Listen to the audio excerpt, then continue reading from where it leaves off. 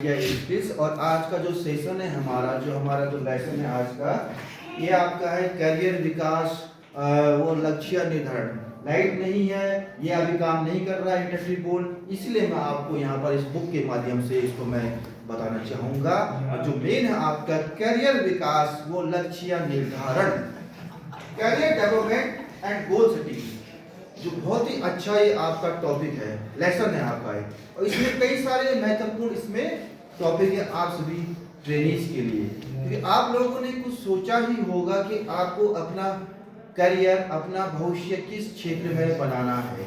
जाहिर सी बात है, आप लोग मोटर मैकेनिक व्यवसाय से यहाँ आईटीआई कर रहे हैं। इट मीन्स आपने कुछ न कुछ सोचा होगा एडमिशन लेते समय, यहाँ प्रवेश लेते समय, कि आपको मोटर मैकेनिक फील्ड में काम करना है, आपको मोटर मैकेनिक वर्कशॉप में अपना वर्कशॉप खोलना है, कुछ सीखना है। तो उसके लिए आपकी जो छोटी सी जो बेसिक शुरुआत है, जो गवर्नमेंट ने कई प्रकार के यहाँ पर जो संस्थाएं और कुछ ऑर्गेनाइजेशन संगठन वगैरह हैं आपके पूरे भारत देश में, संस्थान है आपके एजुकेशन टेक्निकल संस्थान है आपके, आईटीआई, पॉलिटेक्निक और आपके कई और स्किल्स कोर्स कराए जाते हैं आजकल। क्योंकि आजकल हर कोई चाहता है कि वो जो है कि एजुकेशन तो आपका 10वीं पास, 12वीं पास और बीए बीएससी तो आप जनरली करते ही करते हैं हर कोई, लेकिन इसके हट के कुछ जॉब ओरिएंटेड कोर्स यदि आप करना चाहते हैं, जॉब ओरिएंटेड, क्योंकि जो आपका आईटीआई है, जो आपका ट्रेड है मोटर मैकेनिक, ये आपका जॉब ओरिएंटेड ट्रेड है आपका।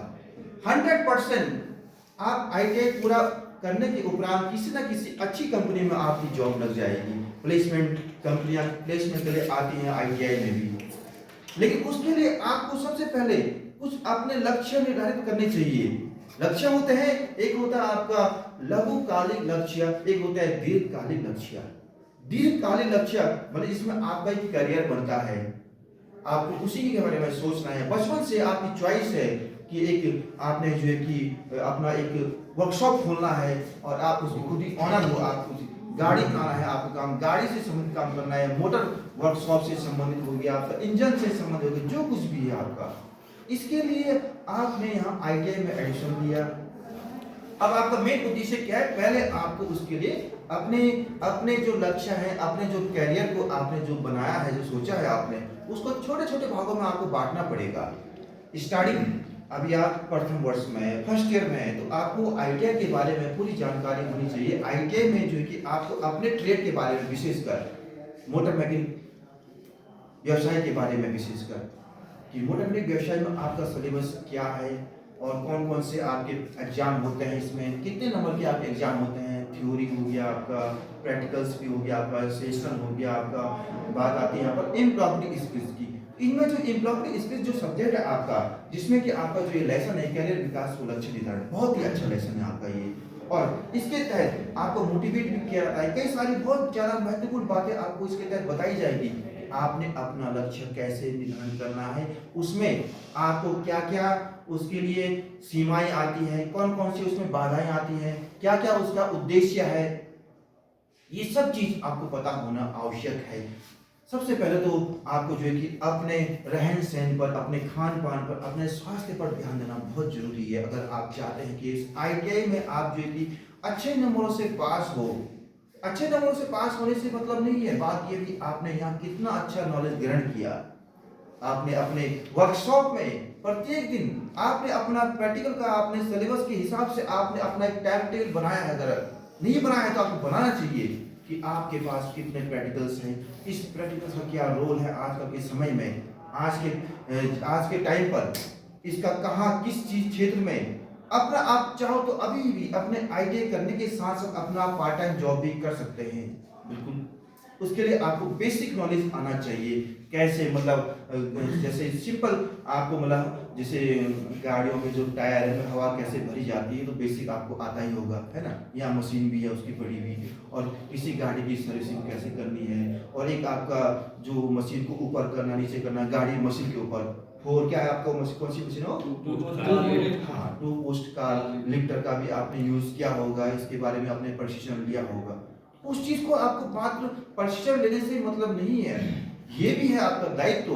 आप कैसे किस तरीके से प्रशिक्षण प्राप्त कर रहे हैं, आपके अंदर एक क्वालिटी होनी चाहिए कि आप उस चीज को दूसरों के सामने भी अच्छे तरीके से रख सको, ये आपके अंदर प्रतिभा आनी चाहिए। ये तभी होगा जब आप प्रैक्टिस करोगे। As you know that practice makes man perfect. So regarding that always be positive about your career. हमेशा आपको सकारात्मक रहना बहुत जरूरी है। और हर क्षेत्र में, चाहे मान लीजिए लाइट नहीं है, लाइट आप बेसिक चीज ऑलराउंडर होना बहुत जरूरी है आज के समय में। बात ऐसा नहीं कि अपने मशीन के संबंध काम देखना चाहिए आपको, लाइट क्यों नहीं है, क्या कारण लाइट ना आने का, कहाँ पर खराबी है, क्या दिक्कत है, ये चीज भी आपको आना चाहिए। जो इंडक्टिव बोर्ड है क्यों नहीं चल रहा है, क्या कारण है, इसका बेसिक फंडामेंटल आपको आना ही चाहिए। तो इसमें जो ये बताया गया आपका जो इसका जो अर्थ है आपका करियर के बारे में, लक्ष्य के बारे में, इसका परिचय जो हमने डिस्कस किया अभी। और आजकल जैसे आईटीआई में आप जो on the job training, of the job training भी कराई जा रही है। और इसके अलावा आपका बात करें हम यहाँ पर, हाँ ऑफ द जॉब ट्रेनिंग मतलब ऑन द जॉब ट्रेनिंग मतलब कि आपको किसी जहाँ पर कोई इंडस्ट्री है, उस इंडस्ट्री में हो सकता है आपको भेजा जाएगा सीख रही वहाँ 10, 15, 20 दिन के लिए आपके सिलेबस के हिसाब से, टाइम टेबल में, टाइम के हिसाब से, और वहाँ आपको सीख सकते हैं कार्य भी। और उसके अलावा उद्देश्य, इसमें क्या उद्देश्य है, क्या इसकी विशेषताएं हैं, इसके लिए आपको जो है कि ये बता रहा है अपने कि अपने कौशल का, जो आपके अंदर जो कौशल है, जो स्किल्स है, उसका आपको बेहतर उपयोग करना आना चाहिए। क्योंकि आप में से हर किसी के अंदर, हर ट्रेनिंग के अंदर कुछ ना कुछ स्किल्स तो होगी 100%। तो छोटी छोटी स्किल्स से ही बड़ी बड़ी स्किल्स बनती है। छोटी छोटी स्किल्स का मतलब ये है कि आपको जो है कि सिंपल सी बात है, हमने आपको कहा कि आपको ड्रेस में आना है रेगुलर, तो आपको ड्रेस में आना चाहिए, क्योंकि ये आपका ड्रेस कोड, एक बात आइडिया की ड्रेस कोड की नहीं है, आपका जो नेचुरल जो ड्रेस कोड है अपना, वो नेचुरल तरीके से, एक अच्छे तरीके से होना चाहिए। कल को आप किसी कंपनी में जाओगे इंटरव्यू देने के लिए, तो वहां पर भी वो आपका ड्रेस चेक करेंगे, कैसे आपने कपड़े पहने हुए हैं, आपके बालों का स्टाइल कैसा है, आपके खड़े होने का तरीका कैसा है, आपका बात करने का तरीका कैसा है, कई सारी छोटी छोटी चीजें वहां पर देखा जाता है। और ये छोटी छोटी कौशल के तहत जो है कि आपको आना चाहिए। और एक है आपका करियर संतुष्टि को बढ़ावा, आपको अपने करियर के प्रति संतुष्टि होना भी बहुत जरूरी है।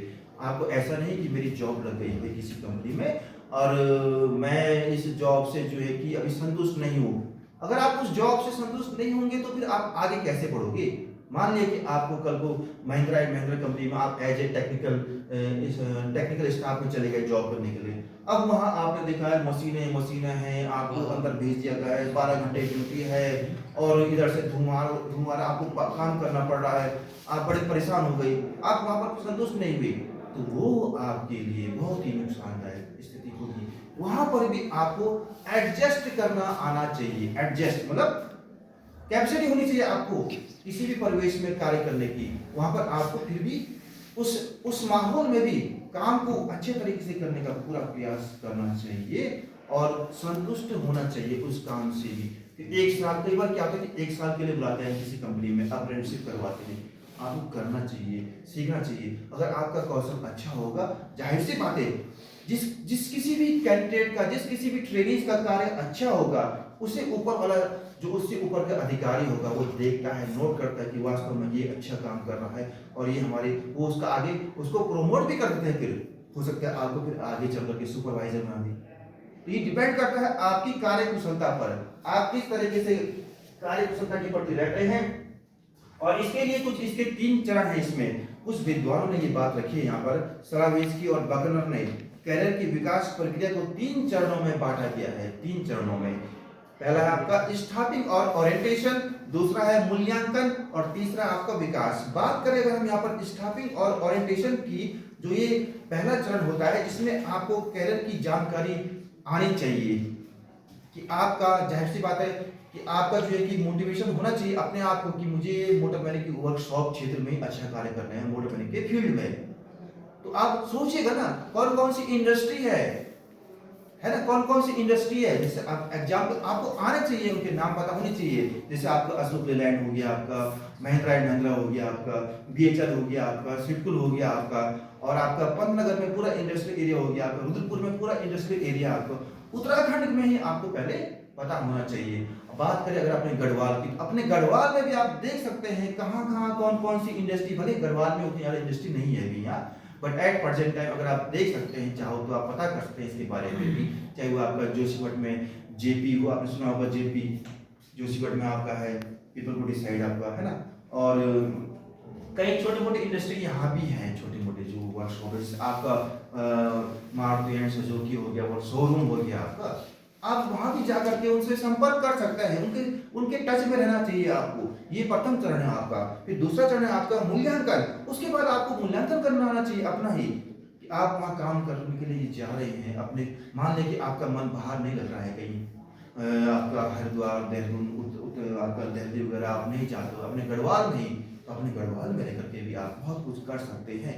उसके लिए आपको स्वयं को पहले मोटिवेट करना होगा, आप देखना होगा, आपको जा जाकर के पूरे मार्केट का सर्वे करना होगा, कितने यहाँ आपके जो ये वर्कशॉप खुले हुए हैं मोटर मैकेनिक के, जो गाड़ियों की सर्विसिंग कराते हैं, वो काम तो आप भी कर सकते हैं, चाहो तो आराम से, कोई बड़ी बात नहीं है।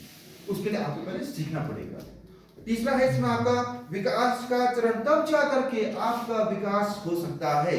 अगर आपने शुरुआत के 2 चरण को अपना लिया तो तब धीरे धीरे करके, क्योंकि विकास ऐसे नहीं मिलेगी किसी को, सफलता तुरंत नहीं मिलती है, उसके लिए आपको थोड़ा बहुत स्ट्रगल, संघर्ष तो करना ही पड़ेगा।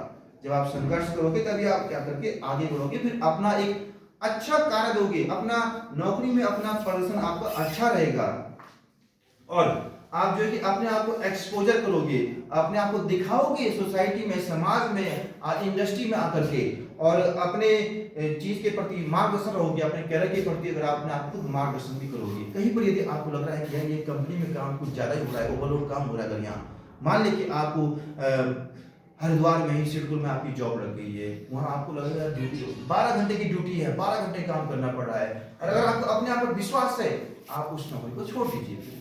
अगर आपको अपने पर विश्वास है कि मैं इससे अच्छा कर सकता हूँ, यहाँ मैं 12 घंटे कर रहा हूँ काम, मुझे मात्र 15,000 रुपये सैलरी मिल रही है महीने की, जो कि मेरे हिसाब से, मेरे टैलेंट के हिसाब से कुछ नहीं है, तो आपको वहां पर जो है कि रिस्क भी लेना आना चाहिए। कभी कभी ऐसी स्थिति आती है, आगे चल करके अगले 2-3 साल बाद जब आपका आईटीआई पूरा हो जाएगा, तो आपको ऐसे फेस करने पड़ेंगे, आपको इस तरीके से घटनाओं का आपको सामना भी करना पड़ सकता है।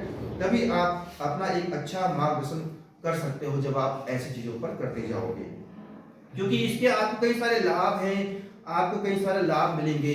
जितना आप संघर्ष करोगे, थोड़ी कठिनाइयां तो आपको लगेगी, थोड़ी आपको परेशानी तो होगी, गर्मी होगी, और कई प्रकार के ऐसे उस माहौल में काम करना पड़ेगा, लेकिन परेशानियां अगर आपने एडजस्ट कर लिया अपने आप को, धीरे धीरे आपका करियर अच्छा बनता जाएगा। इसके लिए आपको कुछ सीमाएं भी होती है, कुछ गिरावट होती है, कहीं पर लाभ होगा, कहीं पर हानि होगा, तो ये सब चीज तभी हो सकती है, सफलता आपको तभी मिलेगी जब आप एक कुछ सोचोगे, योजना बनाओगे, योजनाबद्ध तरीके से कार्य पर फोकस करोगे। तो आज के लिए इतना ही काफी है। आज के सेशन में कल हम डिस्कस करेंगे लक्ष्य अर्थ परिभाषा विशेषताएं पर। इस चीज पर आप जोर करना, फोकस देना, एक बार खुद इसको पढ़ना, फिर इसको लिखना भी कॉपी में समझ के, ऐसा भी नहीं कि आपको सारा ऐसे लिखना है, इसको आप लिखना अच्छी तरीके से अपने हिसाब से, मैं इसको चेक करूंगा, ठीक है। इतना ही काफी आज के लिए।